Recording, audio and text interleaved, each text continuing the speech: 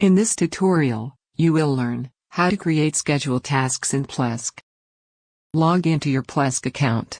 In the right sidebar of your Plesk account, click on the Schedule Tasks option. You can see or change your time zone before you schedule the task. Just click on the Settings button and see, or select your time zone from the list. Now click on the Add Tasks button. Now, click on the Options button and select the type of task you want the Plesk to perform. For instance, I want to run a PHP script. Specify the full path to the PHP script on the server.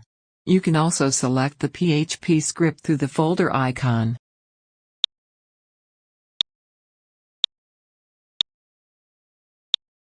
Select the PHP version from the drop-down list that will be used to run the PHP script. You can specify when and how often you want the task to run. By default, scheduled tasks will be run daily at midnight. Enter a description.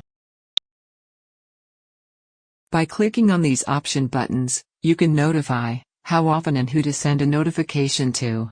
I leave the default setting. When ready, click OK. That's it, the task has been successfully created. It will run until it is removed. Thank you for watching.